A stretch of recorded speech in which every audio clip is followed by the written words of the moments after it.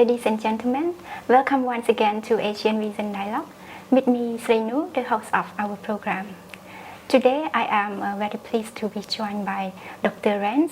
He is a Senior Special Advisor to the Institute of International Relations and at the Royal Academy of Cambodia. And today, the topic of our discussion would be about the expectation of the 40th and 41st ASEAN Summit and related summits to be held in Phnom Penh, Cambodia. So without further ado, please join me in welcoming Dr. Wren to our program. So thank you for joining us today, and I would like to pose some questions with regard to the topic that will be the summit will be held from November 8th to November 13th this month. So can you tell us what would be the agenda that the summit gonna take into the table of discussion? Well, the first thing, thank you very much for inviting me, Srenu. It's really a pleasure to be here with AVI News. The Phnom Penh, this is the third time that Cambodia has been able to have the chair for ASEAN, and of course it wasn't necessarily easy. There were, quite a few. There's always some crises of some sort, some problems everywhere, and that's why we need these kind of formats and summits, frameworks, and organizations. And ASEAN is a very important one, and it has 10 members. And of course, it's never problem-free. So the agenda, of course, is going to concentrate on the major problems of the moment, but also problems that are ongoing or challenges that are ongoing. So those generally tend to be things that are related to economics, social well-being, governance, security, etc. So that's the basic agenda. Will cover those things. But then what are those right now? And the answer is right now, of course, there's a war in the Ukraine, and that's spillover effects from that have been a spike in oil prices, inflation is being exported from the United States basically, and Europe's having a terrible time with inflation as well, and both of those blocks, if you like, have contracting economies. They have a lot of trouble, and for the rise, that causes the dollar to rise. It's a sort of a complicated process, but it basically means that countries, emerging economies, which is all of ASEAN really, all emerging economies, it means that if they have debts in dollars, it's going to be more difficult to pay them. So a very simple way to explain that is basically if you want to buy something in dollars like oil or food or whatever, and the price of the dollar goes up, well, that means you have to work an extra hour a day or something to get enough dollars to pay for what you got yesterday with only less work. So it's kind of a taxation. Inflation is sort of like taxation. So that's probably the biggest problem that the world economy, that's what ASEAN agenda is going to look at. They're also going to look at security. There's all sorts of things going on with AUKUS and the Quad and Myanmar, and great power competition between China and the USA. And there are all sorts of other problems, social problems, education, standards, and cross-border transactions, and all sorts of other things that need to be done. ASEAN has a very large agenda in real terms, in terms of sustainability, development goals, transportation, connectivity, etc. It has relations, dialogue partners, Korea, Japan, China, the UK, Australia, the USA, and others. So these are, I think President Biden is going to be here, the Spanish president will be here, other important dignitaries and leaders will be here.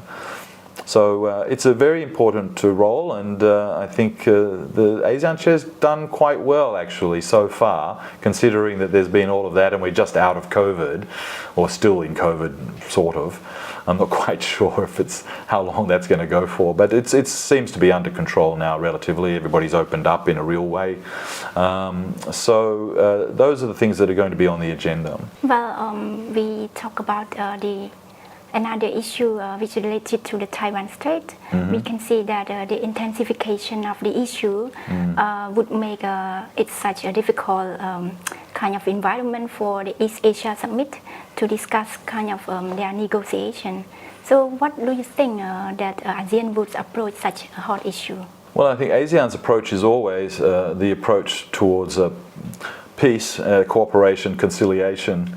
That is ASEAN's approach. ASEAN is rooted in the non-alignment movement. It's rooted in peaceful development, economic development. That has always been the ASEAN way. Obviously, with 10 different countries, different ethnic groups, nationalities, languages, systems, cultures, styles, there are lots of similarities, but there are also some differences. So I think ASEAN is very used to this kind of thing, and so that's why ASEAN is a particularly useful sounding board for regional or even international areas where there are tensions. So you've mentioned Taiwan. I think that Taiwan, there's 181 countries in the world that recognize Taiwan as a province of China, and that includes the United States. So it's very hard to separate the tensions in the Taiwan Strait from great power rivalry. It's much more rooted in that than it is rooted in actual narratives of, vibrant democracy and all that sort of thing.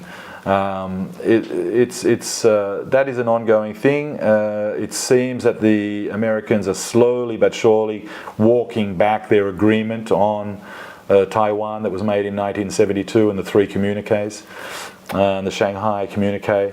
So that is going to create tension. So one has to understand that just saying that the Chinese might invade Taiwan is kind of strange, because if you agree that Taiwan is a province of China, then how, you can't also say that they're going to invade it, because that's not possible. So the tensions that are really built in Taiwan are much more related to the change of status by the Americans than it is of the Chinese. In fact, the Chinese position has never changed. So it's only the American position that's changing, and so if there are any tensions, it's because of that in real terms. And so that is probably also true in many ways for South China Sea. So there's a code of conduct. There was a declaration of conduct 20 years ago. Indonesia will get the chair next year. They want to talk about this. They would definitely like to see the code of conduct put into play. China, of course, has pushed for that for a long time. The Americans don't want it to happen, because then that would sort of exclude them in some way, and they don't like that. So they're not keen for that to happen, but they don't have another solution. So what can you say? It's sort of better the one you have than the one you don't. Yeah. So what is it? A bird in the hand is better than 2 in the bush. So it's kind of like that. The code of conduct's on the table. Everybody's already halfway. I think that's going to be a big thing. Look, the Japanese economy is in serious trouble, in really serious trouble. Just yesterday I read a report that Toyota is the most indebted company in the world. And it's for the very first time ever, it had a loss.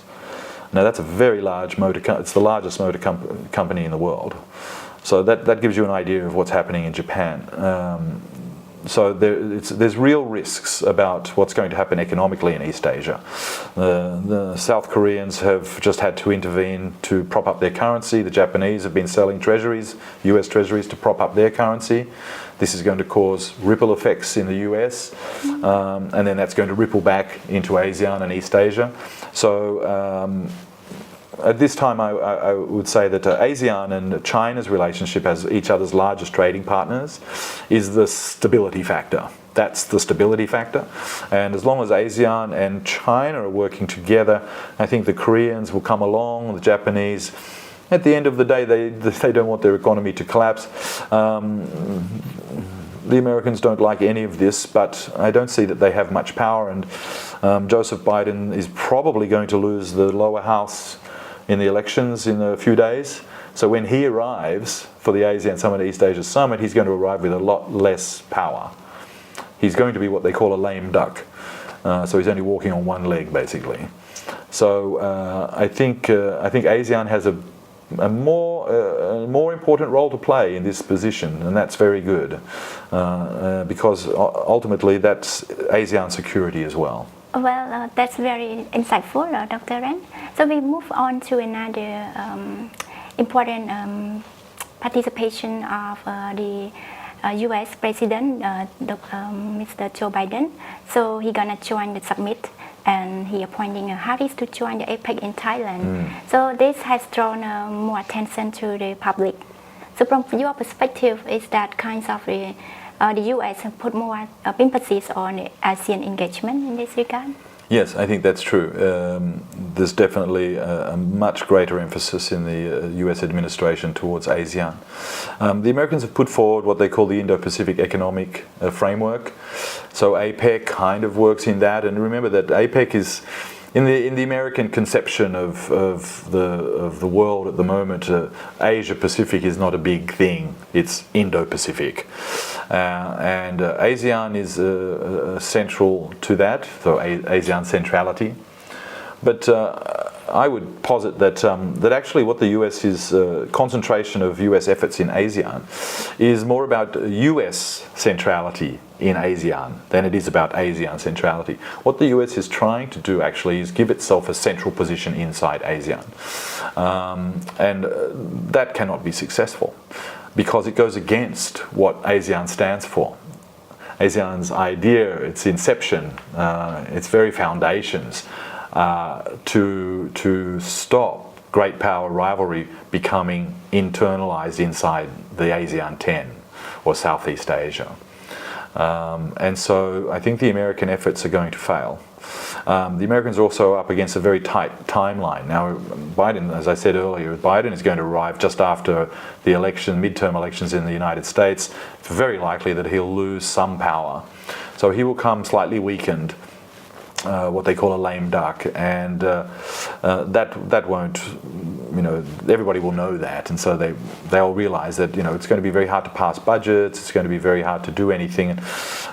One needs to remember that last year, when the Americans came last year, they said, oh, we've got $150 million for 10 countries. So hang on, that's $15 million per country. I mean, it's a drop in the ocean in compared to what they're spending on other things. So if it's so important to them, I think they're going to have to spend a lot more money, and the truth is they just don't have that money at the moment. With inflation the way it is, and their economy the way it is, and the world economy suffering the way it is, I think that's the Americans have very little leverage. So they're going to try and use it. They've sent special envoys to Laos and to Cambodia in the last few months, to Thailand and to Vietnam. But I think that's not going to work. Indonesia's got the chair next year. Cambodia's done a good job with the chair this year. They've put up the 5-point plan for Myanmar, so there's a lot of people say that's not so good, but I think Biden's not going to be able to. He's not really going to be able to split ASEAN, and I think ASEAN will stick together, and pretty well they'll listen to everything he says. But I think nothing much will happen from his visit here at all. Yeah, well, thank you, Doctor. So there has been a speculation over the discussion of Ukraine in the summit. So do you think that, Cambodia also invited President Putin to the summit as well, but we haven't yet got the confirmations. So do you think that there will be any challenges when the Ukraine's political, Russia and Ukraine crisis in the agenda? Well, there's spillover effects, isn't there? So one needs to not just look at the sort of the explosion, so where all the bright lights are, which is in the Ukraine.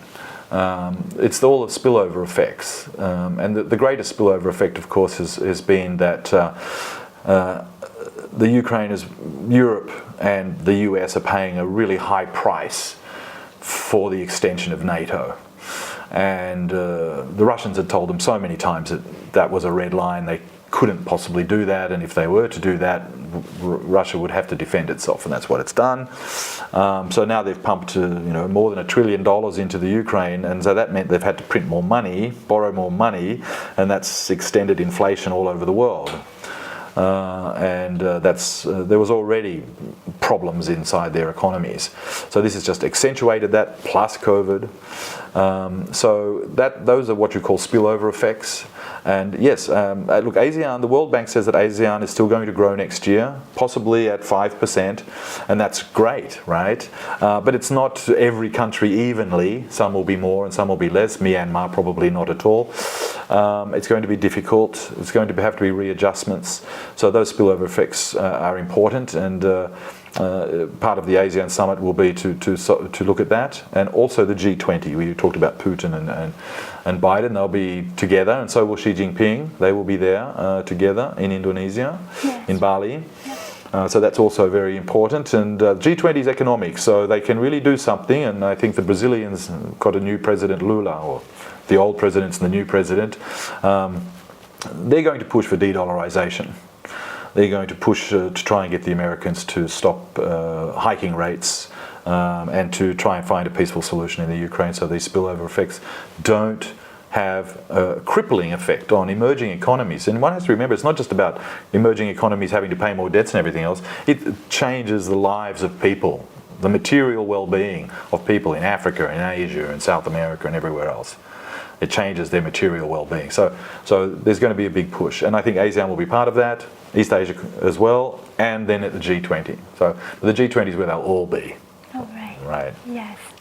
So I think we come to the last question, and we would like just to know your assessment on the Cambodia's role as an ASEAN chair, because this summit will be the last job for Cambodia to be her chairmanship role. Yes. Well, Cambodia inherited the chair from Brunei, and the biggest problem, I suppose, that they had at that time, obviously COVID and health and organising and trying to get the recovery back and open up the borders and cross-border transactions and all of that sort of thing, economic recovery. And Cambodia's been very successful, and also Cambodia was very successful with their anti-COVID attempts with the support of China in many ways. So Cambodia was in a good position to give the chair, the chair's job sort of to give some direction, and they were able to do that for ASEAN in terms of health and in terms of COVID and in terms of economic recovery from their own experience. But they inherited the problem of Myanmar, and so that was the tough one, and they were criticised. Cambodia was criticised from external sources, not really ASEAN, but outside of ASEAN, quite heavily but it was a successful consensus building exercise. So Cambodia was able to get, it was January of this year, we're able to get a consensus on the 5-point consensus plan. And then, and Prime Minister Hun Sen went to Myanmar and said, here it is, here's the plan, can you follow it? But that's been very difficult, and on the ground situation in Myanmar is very fluid. And one has to remember that India and China also have very big interests in Myanmar. The Indians are the largest supplier of arms, weapons to the Myanmar government, and they support the government in Myanmar, in fact. And China has a lot of assets in there, and so they have interests, and it's causing problems in what they call the Golden Triangle between Laos, Thailand, and Myanmar. But Cambodia handled that really very well, I think, and were able to get that consensus up. The fact that it wasn't followed very closely is really not Cambodia's fault. I mean, it's not ASEAN's fault. That's on the ground fluid situation in Myanmar.